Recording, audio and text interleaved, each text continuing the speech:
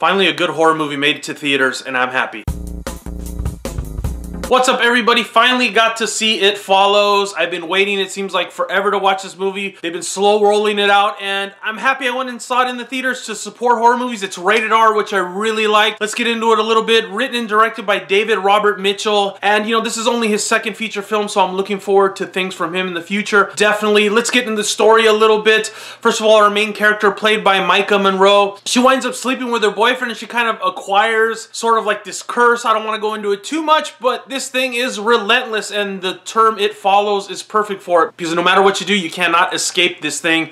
And I really like the way they did that part. I like this whole, you know, creeping death thing, this malevolent thing that you just can't stop, that you have to run constantly, and it just builds up the tension, it builds up the paranoia. Let's get into the good and the bad real quick, because you can tell I probably liked it. So let's get into the good. There's a lot of good. First of all, like I said, rated R, mainstream release in theaters. It seems like most of the horror movies recently have been PG-13 to my annoyance. And then the biggest thing about this movie, you don't really get it from watching the trailer, but the art direction, the style, the sort of dystopia the director set up with this film is awesome. I mean, there's no cell phones, which I thought was really cool, but it's not exactly like a throwback film. All the cars are like old, big American cars. It takes place in and around Detroit, so everything's all burned out, and it's kind of like this depressed, no bright colors, suburbia, and the parents are all stoned out, drunk all the time, and basically the story just focuses on the kids, and it has like this nice surreal feel to it without being over the head with it. And I really like that. It played to so many angles in the movie. You know, it set up the dystopia. It helped build the tension, this weird atmosphere that all the kids live in. You know, a stranger could just come walking out of nowhere. And it just added to the creepiness. I really liked it. Also, another thing this movie really has going in spades is tension. Combined with the soundtrack, which is awesome. There's just some scenes where you're like, hey, it's gonna get you, it's gonna get you. You could see how it would be a scary thought when you watch the movie. That's one thing I definitely got. And the whole metaphor thing that this movie makes about, you know, not escaping your past, and one wrong decision can follow you forever, basically. I really like that. It's nice broad strokes. You can read into it what you want. You know, you can't escape your past, and I think this movie kind of exemplifies that with the destroyed Detroit and the burned out suburbia, and then the kids, you know, stupid mistakes, and they're kind of stupid, but not like classically stupid you'd see in a regular horror movie. They're like normal stupid teenagers, I guess. That's the best way to put it. Overall, the film is very effective also too, I'm sure, for the budget, which didn't seem like it was much. And there's hardly any special effects, really. I mean, it's just basically people walking at her. I have to mention the music again. I believe it was done by Disaster Piece. I don't know if that's a person or a band, but it really threw back to John Carpenter. When you're watching this film, you know, they're driving around in the 80s cars, no cell phones, you're listening to the music, and you're kind of like, this guy probably liked John Carpenter. What horror director probably doesn't like John Carpenter, right? But yeah, I mean, it was nice because it was kind of a throwback, it was kind of surreal, but it wasn't like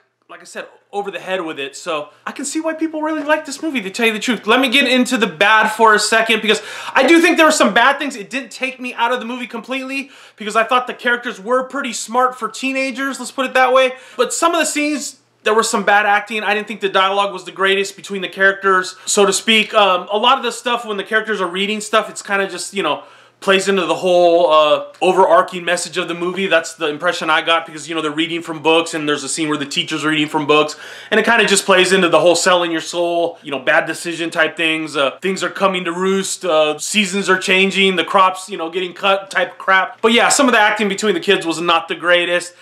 Maybe a little too long at the end. I thought it felt a little bit repetitive at some scenes. I wish they would have went a little more into what was going on with this curse, and maybe more of the origins of it. I would have liked that. That part I thought they left a little vague for my taste. It did not take me out of the movie, and that's the part I really appreciated. I went into the theater, I was not having a good day. The movie hooks you right away with the first scene. From there on in, I was really enjoying it. I was enjoying watching a nice, good horror movie on the big screen with a good soundtrack, with good sound, eating my popcorn, drinking my soda.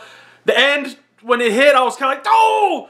You want a little more, but at the same time, it had been repeating itself a little bit, so I was happy the way they ended it. It has a nice, creepy end. Nice way to top off a pretty good horror movie, at least in my opinion. So I'm going to give it a 5 out of 5 for now. I'm going to kind of put a caveat, because I think the final score is going to be someplace between 4 and 5. Compared to most of the horror movies I've seen, if you grade this on a curve, you got to kind of grade it with an A, because it had the soundtrack, it had the creepy paranoia, tenseness, and that's what I like in a horror movie, the whole creeping death thing. And then the nice big touch of surrealness, but not over the head. So I have to watch it again to really give it a 5-5, but For now, I'm giving it a 5. Go watch it in the theaters, rent it, whatever you do, VOD. I think just show support for a movie like this, because it wasn't a completely micro-budget, low-budget film, but I think people need to show that they want R-rated horror movies with sex and killing and stuff like that, because even though this movie's a little bit of a slow burn, it was a very effective horror movie, definitely. So if you've seen It Follows, let me know what you thought down below. I know everybody else liked this movie too, but hey, I liked it too, so whatever. What were your thoughts down below? And I'll see you guys soon. Bye.